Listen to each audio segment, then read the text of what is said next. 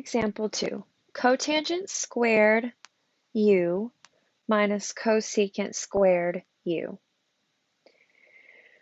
What we're going to have to do for this expression is convert both of these to fractions in order to combine them. Because the way that they're written now, we of course can't combine them.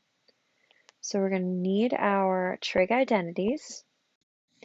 So cotangent is 1 over tangent, but it's also cosine over sine. And then cosecant is 1 over sine. So now I need to determine which cotangent I want to use. And I think I'm going to use this one because if I use this one, both of my terms will have a sign on the denominator, so I'll be able to combine them, which is my goal, right? I want to combine, and condense. So cotangent squared u, I can replace with cosine squared over sine squared. Now I know that the identity is just cosine over sine, but cotangent is squared, so my identity can then be squared.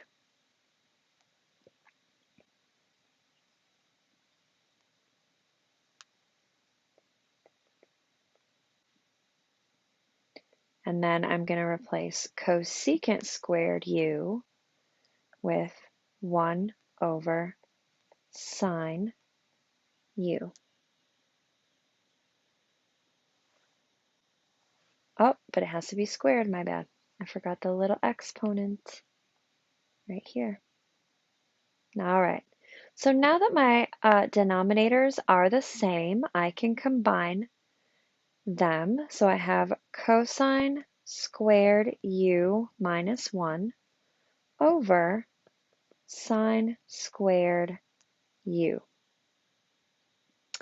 And this reminds me of the problem that we did earlier, where we were able to use the Pythagorean identity here with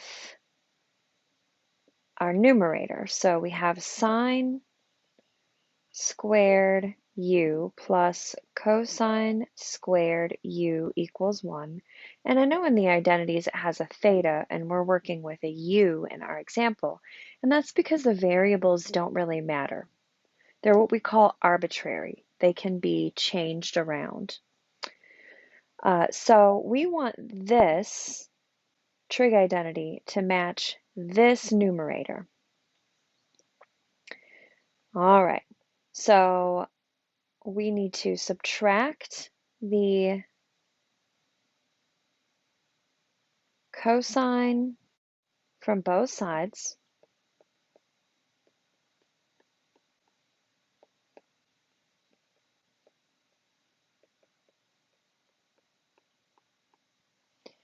And now notice that 1 minus cosine squared u is not what we have on the numerator.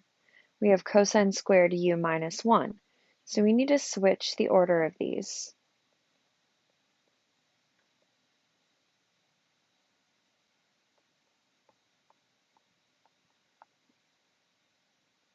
Now notice the signs are completely different on the right-hand side. So since those signs are different, I have to multiply the right-hand side by a negative in order to change those signs. And that means I have to do the same thing on the left-hand side. So I'm going to bring the left-hand side down. And on the right-hand side, that negative on the outside will change all of these signs. So negative times a negative is a positive, and a negative times a positive is a negative. So now this looks exactly like this, which means I can replace that numerator with negative sine squared u, and then bring down the denominator. And now this is going to work just like it did earlier, but now I have sine squared u over sine squared u. It's the same thing. So both of them are going to cancel, but I have that pesky negative out there, and I need to know what I do with it. Well, we have to have a placeholder for it. So if you have something like 2 over 2, that would cancel to just be 1. Well, if you had negative 2 over 2, that would cancel to be negative 1. And the same thing works with negative sine squared u over sine squared u. That would just cancel to be negative 1. And that is your simplified answer.